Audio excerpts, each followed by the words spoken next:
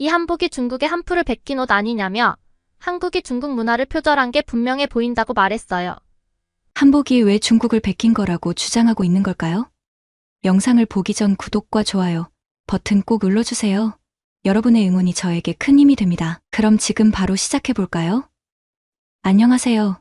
제 이름은 리나예요. 저는 캐나다에서 꽤 유명한 대학교를 다니고 있는데 1학년 때는 학과를 정하지 못해 고민이 많았어요. 그러던 어느 날 우연히 한국 영화와 드라마를 접하게 되었는데 그 중에서도 오징어 게임이 제 인생을 바꿔놓았답니다. 이 드라마를 처음 보고 나서 한국 드라마와 영화에 푹 빠지게 됐고 한국어를 자막 없이 이해하고 싶은 마음에 한국어 공부에 전념하게 되었어요. 그래서 도깨비, 사랑의 불시착 같은 드라마들도 정주행하며 열심히 공부했죠. 지금은 자막 없이도 드라마를 꽤 잘 이해할 수 있을 정도로 실력이 늘었답니다. 물론 가끔 모르는 단어가 나오면 사전을 찾아보지만 그마저도 한국어로 공부하려고 노력 중이에요. 그러다 보니 어느새 전 한국학과에 진학하게 됐어요. 수업을 들으며 한국 문화에 점점 빠져들고 있죠. 한국이 어떻게 짧은 시간에 눈부신 성장을 이뤘는지 배울 때마다 놀라움을 금치 못하고 있어요. 요즘은 캠퍼스에서도 한류 열풍이 느껴진답니다. 친구들과 함께 K-pop 댄스 동아리에 가입했는데 다들 한국 아이돌 노래에 맞춰 춤추느라 정신이 없어요. 저도 열심히 연습 중이지만 한국 아이돌처럼 정확한 박자에 딱 맞춰 춤을 추는 건 정말 어렵더라고요. 그들이 얼마나 많은 노력을 했을지 상상만 해도 대단하다는 생각이 들어요. 졸업 후에는 한국과 관련된 일을 하고 싶어요. 한국계 기업에 취직하거나 캐나다 내 한국문화원에서 일해보는 것도 재미있을 것 같고요. 나중에는 한국에서 살아보는 것도 제 꿈이랍니다. 그런데 말이에요. 며칠 전 유난히 날씨가 좋았던 봄날이었어요. 대학교 수업을 마치고 집으로 걸어가던 중에 깜짝 놀랄 일이 있었어요. 길거리에 젊고 잘생긴 동양인 남자가 대자로 쓰러져 있는 게 아니겠어요? 처음에는 거지인가 했지만 가까이 다가가 보니 온몸에 멍 자국과 상처가 가득했어요. 누군가에게 심하게 폭행이라도 당한 듯했죠. 그때 그 남자가 상기된 얼굴로 힘겹게 저를 불렀어요. 집에 가야 하는데 지갑과 돈을 모두 털렸어요. 택시비를 좀 빌려주실 수 있나요? $30 정도면 되는데 며칠 내로 꼭 갚을게요. 라고 애원하는 거예요. 솔직히 처음에는 의심했어요. 요즘에는 거지도 돈을 받는 수법이 많아졌다고 하잖아요. 순간 망설여졌어요. 모르는 사람에게 돈을 빌려주는 건 쉬운 결정이 아니었으니까요. 하지만 그의 간절한 눈빛을 보니 거절할 수가 없었어요. 설마 저렇게 다쳐가며 사기를 치겠어? 하고 믿어보기로 결심했죠. 그래서 주머니에서 지갑을 꺼내 $30를 건넸어요. 사실 그 정도 액수는 없어도 크게 아쉽지 않은 돈이었거든요. 그 남자는 제 도움에 크게 감동한 것 같았어요. 연신 고맙다는 말을 되풀이하며 어떻게든 살해를 하겠다고 제 연락처를 물었죠. 솔직히 부담스러웠어요. 긍정적인 의미에서 번호를 물어본 건 알았지만 막상 제 번호를 알려주려니 망설여지더라고요. 그러자 남자는 안심한 표정으로 자기 번호를 적어 제게 건네면서 꼭 연락하겠다는 말도 잊지 않았어요. 며칠 뒤 그 남자에게서 연락이 왔어요. 정중한 어투로 감사 인사를 전하며 그날 상황을 설명했어요. 제가 아니었으면 다친 몸으로 집까지 갈 수 없었다면서 작은 보답이라도 하고 싶으니 식사 한번 대접하고 싶다고 제안해왔죠. 이상하게도 그와 다시 만나보고 싶다는 생각이 들었던 저는 고민 끝에 식사 제안을 받아들였어요. 시간과 장소를 정하고 약속 당일을 기다리게 됐죠. 약속 당일 식사 시간이 다가오자 제 마음이 싱숭생숭했어요. 며칠 전 도왔던 그 남자와 다시 만난다니 묘한 기분이 들었죠. 어떤 사람일지, 어떤 대화를 나누게 될지 상상만으로도 가슴이 두근거렸어요. 약속 장소로 향하는 내내 머릿속이 복잡했어요. 한편으로는 그에 대해 호기심이 생겼지만 또 한편으로는 만나기가 조금 두렵기도 했죠. 낯선 남자와 식사를 한다는 게 어색하고 부담스럽게 느껴졌거든요. 하지만 그의 진심 어린 감사 인사에 이끌려 이 자리에 나오기로 한 만큼 뭐라도 좋은 인연이 될 수 있으리라는 기대감을 품어봤어요. 어쩌면 이 만남이 제 인생의 또 다른 전환점이 될지도 모르잖아요. 약속 장소는 한식당이었어요. 한국 음식점을 고른 그의 선택이 제 마음에 쏙 들더라고요. 평소 한국 문화에 관심이 많았던 저로서는 정말 반가운 결정이었죠. 식당 위치를 확인해보니 예전부터 가보고 싶었던 그 유명한 한식당이더라고요. 워낙 인기가 많아 그 동네에서는 줄 서서 먹는 집으로 소문이 자자했거든요. 그래서 속으로 이 식당에서 정말 뭔가를 먹을 수 있을까? 하는 생각에 약간 긴장도 됐어요. 유명세를 몰랐던 것도 아니고 웬만해선 당일 예약도 받지 않는 집인데 어떻게 자리를 구했을까 싶더라고요. 한편으론 오늘 같은 특별한 자리를 위해 미리 예약했겠지 하는 생각도 들었어요. 그렇게 설렘을 안고 식당 앞에 도착한 저는 깜짝 놀랄 일이 벌어졌어요. 식당 밖에 도착했을 때 줄이 하나도 없는 게 눈에 들어왔어요. 그렇게 인기 있는 식당인데 무슨 일인가 싶더라고요. 자세히 보니 그 식당은 오늘 문을 닫았더라고요. 역시 그렇지. 이 식당에서 줄도 안 서고 어떻게 식사를 하겠어라고 생각하면서 돌아가려던 찰나. 그 남자에게서 식당 안으로 들어오면 된다는 연락이 온 거예요. 문을 닫은 식당에 들어가도 되나 싶었지만 들어오라고 하니 식당 문을 열어봤죠. 이게 어찌된 일일까요? 저는 잠시 멍하니 서서 주변을 둘러보았어요. 식당 내부는 한국 드라마에서 본 것처럼 아늑하고 정겨운 분위기였어요. 온통 나무로 꾸며진 인테리어에 한국 전통 그림과 장식품들, 그리고 곳곳에 놓인 아기자기한 소품들까지. 한국의 어느 식당에 들어가면 이런 분위기일까 생각하며 저도 모르게 구경을 하게 되었죠. 잠시 당황해하고 있을 때 식당 안쪽에서 익숙한 얼굴이 모습을 드러냈어요. 며칠 전 제가 길에서 도왔던 바로 그 남자였죠. 그가 환한 미소를 지으며 절 반겼고 놀랍게도 그는 자신이 이 식당의 주인이라고 설명하는 게 아니겠어요? 그는 자신의 이름을 현빈이라고 소개했죠. 현빈 씨가 한국인이라는 사실을 알게 된 순간 저는 깜짝 놀랐어요. 그의 말투나 행동이 낯설지 않게 느껴졌던 이유를 그제야 깨달은 거죠. 알고 보니 현빈 씨는 제가 도와준 은혜에 보답하고자 식당 문을 닫고 오늘 하루 저만을 위한 특별한 시간을 마련해 둔 거였어요. 평소 같으면 줄을 서야 한다는 유명 식당에서 고작 저 하나를 위해 영업을 쉰다니 상상도 못할 일이었죠. 몇 번이고 눈을 깜빡이며 주위를 살펴봤지만 정말 저 말고는 아무도 없었어요. 가슴이 뭉클해졌어요. 보잘것없는 도움을 줬을 뿐인데 이렇게 특별하게 날 위해 준 현빈 씨의 마음이 너무 고마웠어요. 그 식당은 오픈 주방이었어요. 식탁에 마주 앉아 본격적으로 요리가 시작되었죠. 오늘의 메뉴는 불고기와 된장찌개라고 하더라고요. 입맛을 다시며 그가 요리를 하는 모습을 지켜보니 괜히 기대감이 높아졌어요. 현빈 씨는 고기를 얇게 저며 양념을 만들기 시작했어요. 재료를 다루는 모습이 무척 능숙해 보였죠. 다음으로는 된장찌개 재료를 준비했어요. 육수에 된장을 풀고 야채와 두부를 넣어 보글보글 끓이기 시작하자 구수한 냄새가 식당에 가득 퍼졌어요. 군침이 절로 돌더라고요. 현빈 씨는 양념이 잘 배인 고기를 숯불에 구워내고 있었어요. 달짝지근한 양념 냄새에 절로 입맛을 다셨어요. 고기가 익어가는데 오래 걸리지 않았어요. 현빈 씨의 빠른 손놀림 덕분이었죠. 이내 불고기와 된장찌개가 완성되어 제 앞에 놓였어요. 와, 불고기를 한 입 가득 입에 넣어 씹어봤는데 얇은 고기가 겹겹이 쌓여 육즙이 팡 터지는 게 아니겠어요? 달콤한 양념이 입안 가득 채워지면서 아삭한 야채들의 식감이 너무 달지 않게 확 잡아줬죠. 적당한 짭짤함이 감돌면서 달달함은 입안에 계속 머물렀고 감칠맛에 저도 모르게 눈이 감겼어요. 다음으로는 된장찌개를 한 숟가락 떠먹었어요. 구수하고 얼큰한 맛이 느껴지는데 한국인들이 뜨거운 걸 먹으면서 속이 시원하다고 하는 말이 이해가 가지 않았었거든요. 된장찌개를 한 입 먹어보자마자 바로 이해가 가더라고요. 속까지 확 풀리는 게 느껴지지 뭐예요? 두부와 버섯, 호박 같은 건더기도 싱싱해서 식감이 너무 좋았어요. 현빈 씨가 정성스레 우려낸 육수 덕분에 시원하고 담백한 맛이 일품이었죠. 그날 먹은 두 음식 모두 제가 이제껏 먹어본 요리 중 최고로 맛있었어요. 한국 음식 특유의 깊고 진한 맛에 매료되어 버렸달까요? 현빈 씨의 요리 실력에 감탄이 절로 나왔어요. 한식당 사장이 직접 요리한 음식이라 그런지 특별할 수밖에 없었겠죠? 이렇게 정성과 노력이 듬뿍 담긴 음식을 맛볼 수 있어 행운이라는 생각도 들었어요. 현빈 씨가 새삼 멋져 보이더라고요. 맛있는 식사를 하면서 저희는 조금씩 어색함을 내려놓기 시작했어요. 제가 현빈 씨에게 그날 무슨 일이 있었는지 궁금해하자 그는 조심스레 이야기를 풀어내기 시작했죠. 알고 보니 그날 현빈 씨는 퇴근길에 흑인 무리를 마주쳤다고 해요. 그들이 괜히 시비를 걸며 따라오는 바람에 불편했는데 무시하고 가려니 오히려 화를 돋운 것 같았다고 하더군요. 결국 서너 명이 달려들어 현빈 씨를 마구 두들겨 팼다는 거 아니겠어요?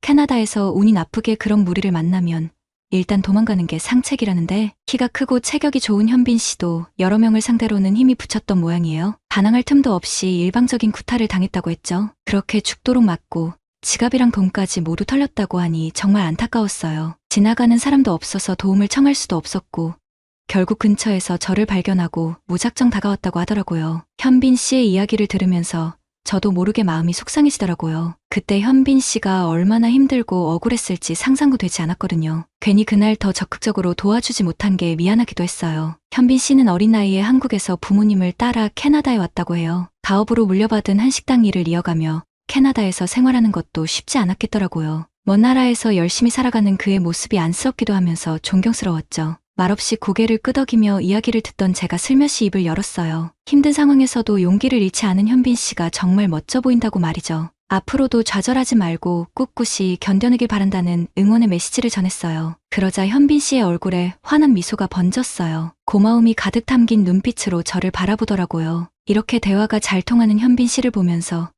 그가 한국인이라는 사실이 왠지 모를 기쁨으로 다가왔어요. 관심 있는 문화권의 사람을 만난 것 같아 묘한 친밀감이 들더라고요. 현빈 씨 역시 제가 한국 문화에 관심이 많다는 사실에 반가워하는 눈치였어요. 현지인도 잘 모르는 한국 문화까지 알고 있는 외국인이 현빈 씨에게는 무척 흥미롭게 느껴졌나 봐요. 식사를 마치고 헤어지는 길에 현빈 씨는 다음에 또 만나자고 제안했어요. 한국 문화에 대해 더 많은 이야기를 나누고 싶다면서요. 이렇게 한국이라는 공통점 덕분에 저희는 금세 가까워질 수 있었어요. 그렇게 현빈 씨와 친분을 쌓은 후 저희는 종종 만나 한국에 대한 이야기를 나누곤 했어요. 현빈 씨는 자기가 아는 한국 문화를 열정적으로 설명해줬고 저는 매번 새로운 사실을 알게 되어 신이 났어요. 제가 미처 몰랐던 한국의 매력을 발견할 때마다 한국학을 전공하기 잘했다는 생각이 들더라고요. 현빈 씨 덕분에 한국어 실력도 훨씬 많이 늘었고 한국 문화에 대한 안목도 깊어졌어요. 현지인의 시선으로 바라보는 한국은 제가 상상했던 것 이상으로 흥미진진했죠. 함께 영화를 보고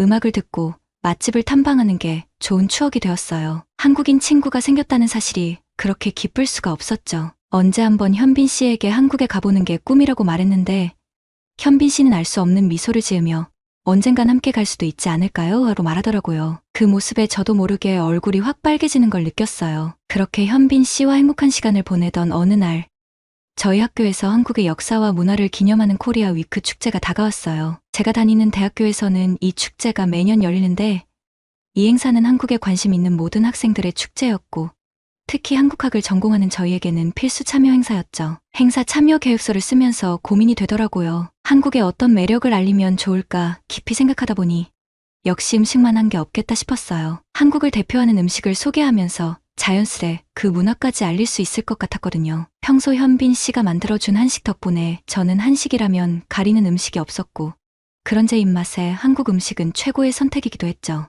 떡볶이, 비빔밥, 그리고 불고기 같은 대표 메뉴들이 떠올랐어요. 이 정도 음식이라면 축제 참가자들의 입맛을 사로잡을 만한 음식들이라 확신이 들었죠. 그런데 저에게는 큰 문제가 하나 있었어요. 저는 무엇을 만들든 망한 요리로 만들어버리는 요리 실력이었고 한국 음식을 좋아하기만 했지 실제로 만들어 본 적은 없었거든요. 아무리 요리법을 검색해봐도 손에 익지도 않고 맛도 제가 생각한 대로 나오지 않았어요. 결국 현빈 씨에게 조언을 구하기로 마음먹었죠. 코리아 위크에 한국 음식 부스를 내고 싶은데 요리를 잘 몰라서 고민이라는 말을 전하면서 혹시 간단하면서도 인기 있을 만한 메뉴를 추천해 줄 수 있냐고 물어봤어요. 그러자 현빈 씨는 흔쾌히 도와주겠다고 하더라고요. 현빈 씨는 김치볶음밥이랑 떡볶이를 해보면 어떻겠냐고 조언해 줬어요. 재료 준비부터 요리 과정까지 하나하나 알려주겠다고 했죠. 그렇게 저는 일주일 동안 현빈 씨에게 한국 음식 특강을 받게 되었어요. 현빈 씨의 사려 깊은 지도 아래 요리 연습에 매진했죠. 처음엔 칼질도 낯설고 서툴렀지만 점점 요령이 생기더라고요. 현빈 씨를 따라 움직이다 보면 그의 숨결이 느껴질 정도로 가까웠는데 그럴 때마다 묘한 설렘이 밀려왔어요. 저 자신도 이 감정이 뭔지 잘 모르겠더라고요. 현빈 씨 곁에 있으면 따스하고 편안한데 한편으로는 긴장되고 두근거렸어요. 때로는 제가 어떻게 움직이는지도 모를 정도로 몸이 굳어버리곤 했죠. 그렇게 현빈 씨와 함께 요리하는 시간은 어찌나 빨리 흐르던지 시간이 멈췄으면 좋겠다고 생각했어요. 드디어 축제 당일이 되었고 저는 아침 일찍부터 부스 준비에 한창이었어요. 그동안 갈고 닦은 요리 실력을 선보일 날이 왔다는 생각에 마음이 설레더라고요. 오늘 하루 한국의 맛과 멋을 제대로 보여 주리라 다짐했죠. 미리 준비해둔 한복을 곱게 차려입고 축제 현장으로 향했어요. 밤새워 준비한 떡볶이와 김치볶음밥 재료를 부스에 정갈하게 진열했고 모든 준비를 마치고 나니 개장 시간이 다가오고 있었어요. 문득 현빈 씨의 생각이 났어요. 가게 일로 바쁜 와중에도 제게 큰 힘이 되어준 고마운 존재였죠. 요리를 배우는 마지막 날에는 용기를 내어 현빈 씨에게 한마디 했어요. 혹시 시간이 된다면 축제에 들러줬으면 좋겠어요. 그 응원이 있다면 더욱 힘낼 수 있을 것 같았거든요. 부스가 열리자 축제 참가자들의 발걸음이 이어졌어요. 고운 한복을 차려입은 제 모습을 보면서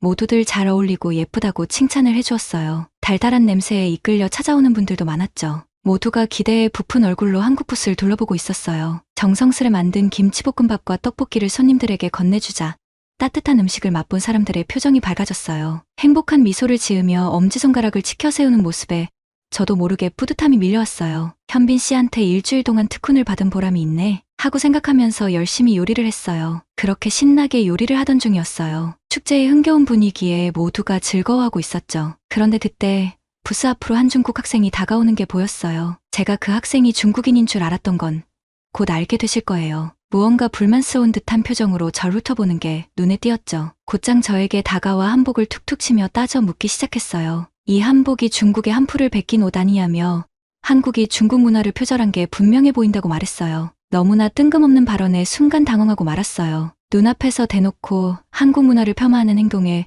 불쾌함이 몰려왔죠. 하지만 축제의 즐거운 분위기를 망치고 싶지 않았기에 침착하게 대응하기로 했어요. 한복이 고유의 한국 전통 의상임을 강조하면서 그 학생의 주장을 정중히 반박했죠. 한국학을 공부하며 쌓아온 지식을 바탕으로 논리적인 설명을 이어갔어요. 이때 정말 수업에 집중하길 잘했다는 생각이 들더라고요. 저는 한복의 역사적 기원과 독특한 특성에 대해 차분히 언급했어요. 또한 한국이 중국과 일본과 문화적으로 교류하며 서로 영향을 주고받은 건 사실이지만 그렇다고 한복이 한풀을 표절했다고 단정 짓는 건 옳지 않다고 지적했죠. 오히려 한복이 한국에서 먼저 착용되고 시작한 뒤 중국과 일본 등에 전파되었다고 강조했어요. 제가 논리정연하게 대답하자 그 중국 학생은 말문이 막힌 듯 보였어요. 저는 그가 아무 근거 없는 억측으로 남의 문화를 비방하는 행위가 얼마나 무례한 일인지 깨닫기를 바랐어요. 결국 그 학생은 더 이상 반박하지 못하고 씩씩대며 자리를 떠났죠. 그의 뒷모습을 바라보며 안타까운 마음이 들었어요. 한국 문화를 사랑하는 사람으로서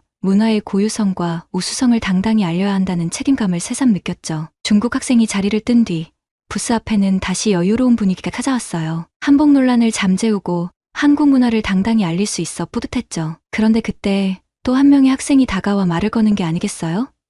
이번엔 일본인 학생인 것 같았어요. 그 학생은 먼저 김치볶음밥을 한 입 먹더니 우웩하며 도발적인 말투로 물었어요. 왜 한국 행사에서 일본 음식인 기무치를 사용해서 음식을 만들어 파느냐는 거였죠. 김치는 기무치를 베낀 음식일 뿐이라며 한국이 일본 문화를 표절했다고 주장하기 시작했어요. 제가 어이없다는 듯이 쳐다보니 그 일본 학생은 이어서 한국 드라마에 대해 얘기를 꺼내기 시작했어요. 최근에 이슈가 된 기생수를 거론하면서 또 시비를 걸었죠. 한국은 그 드라마로 지금 세계적 인기를 얻고 있지만 원작은 일본 만화를 베낀 것 아니하면서 한국이 일본 문화를 도용해서 성공을 거뒀다는 식의 억지 주장을 펼쳐댔어요. 최근에 기생수를 정주행하느라 밤을 지새웠던 터라 작품에 대해 잘 알고 있었던 저는 어이가 없었죠. 순간 울컥해서 반박하고 싶은 마음이 굴뚝 같았어요. 하지만 이미 중국 학생과 실랑이를 벌인 뒤라 또다시 감정적으로 대응하기는 꺼려졌고 이성적으로 대화를 이어가고 싶었어요. 그때 누군가가 제 옆에 서서 한마디 하는 게 아니겠어요?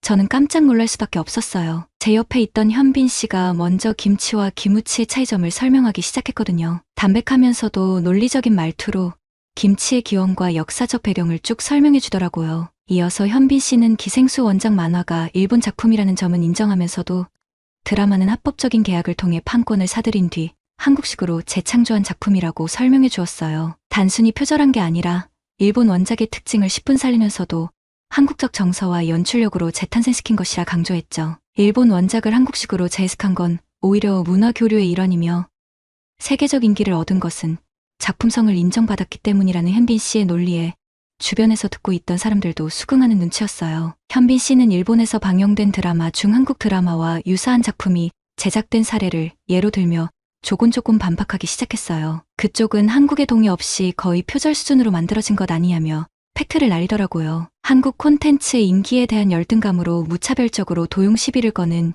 일부 일본인들의 행태를 꼬집은 거였죠. 논리적으로 완벽한 현빈 씨의 이침에 그 일본 학생은 할 말을 잃은 듯 보였어요. 얼굴이 빨개진 채로 쩔쩔매다 결국 자리를 떠나더군요. 그 모습을 보면서 저도 모르게 흐뭇한 미소가 지어졌어요. 현빈 씨의 논리정연한 말솜씨에 감탄이 절로 나왔죠. 막무가내로 시비를 거는 일본 학생을 논리적으로 꼬집어내는 그의 모습이 정말 멋져 보였어요. 평소 온화한 이미지와 달리 진지하게 문화를 수호하려는 그의 눈빛이 인상적이었거든요. 그런 현빈 씨를 바라보는 제 마음에 묘한 감정이 스며들기 시작했어요. 단순히 고마운 걸 넘어서 현빈 씨 자체에 대한 호감이 피어오르는 걸 느꼈죠. 현빈이라는 사람의 매력에 빠져드는 느낌이랄까요? 축제를 준비하면서 현빈 씨와 가까워지긴 했지만 사실 저는 현빈 씨가 어떤 사람인지 깊이 알지 못했어요. 하지만 축제에서 겪었던 일들 덕분에 바른 소신을 굽히지 않고 함께 있으면 든든하고 믿음직스러운 현빈 씨의 모습이 무척 매력적으로 느껴지더라고요. 그동안 제 곁에 이렇게 멋진 사람이 있었다니 왜 몰랐을까 싶은 마음이 들었죠. 덕분에 코리아 위크 행사를 무사히 마칠 수 있었어요. 현빈 씨가 잠깐 화장실에 간 사이 제 친구들은 저를 보면서 너무 부럽다는 표정을 짓는 거예요. 저렇게 키도 크고 잘생긴 한국 남자를 도대체 어디서 꼬셔온 거냐며 계속 물어보더라고요. 저는 멋쩍은 웃음을 지으며 그런 사이 아니야라며 손사래를 쳤지만 친구들은 그렇게 생각하지 않는 눈치였어요. 친구들이 저희 등을 떠밀며 남은 시간은 데이트하라며 보내주는 게 아니겠어요? 처음에는 손사래를 치며 거절했지만 얼른 좋은 시간 보내고 와하는 친구들의 말에 못 이기는 현빈 씨에게 코리아 위크 축제를 같이 보자고 물어봤어요. 환하게 웃던 현빈 씨는 흔쾌히 좋다며 가자고 하더라고요. 축제에는 한복을 차려입은 사람들도 꽤 많았고 한국 음식을 맛있게 먹는 사람들도 많았어요. 한쪽에서는 한국 노래에 맞춰 흥겹게 어울리며 케이팝 춤까지 추고 있더라고요. 저도 모르게 흥에 취해 몸을 움직이니 현빈 씨가 귀엽다며 머리를 쓰다듬어 주는 거예요. 순간 얼굴이 빨개진 저는 다른 곳을 쳐다보던 찰나 무언가를 발견했어요. 저 멀리서 다른 친구들이 사물놀이를 하고 있는 게 보였어요. 기생수에 빠져서 이것저것 알아볼 때 배우들의 움직임을 사물놀이를 빗대어 촬영했다고 하던데 그 사물놀이가 이거였구나 싶었죠. 사람들의 목이 휘황찬란하게 움직이는 것을 보며 저 사람들 목 괜찮을까? 라는 걱정도 해주고 그 자리를 떠났어요. 그렇게 점점 저녁 시간이 다가오던 찰나 저희는 이런저런 대화를 나누며 축제를 즐겼어요. 그런데 갑자기 현빈 씨가 제 손을 부드럽게 잡아주는 거 아니겠어요?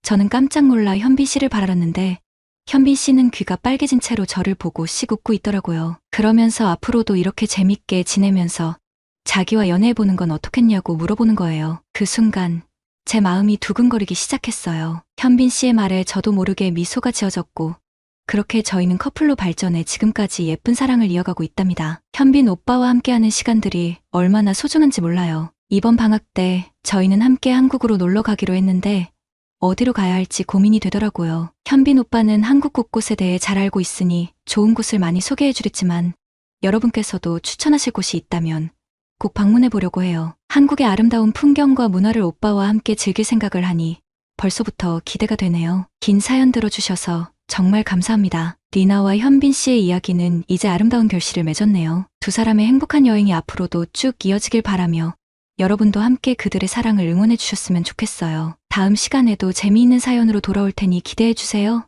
여러분의 사연도 기다리고 있으니 언제든지 보내주세요. 함께 나누고 공감해요.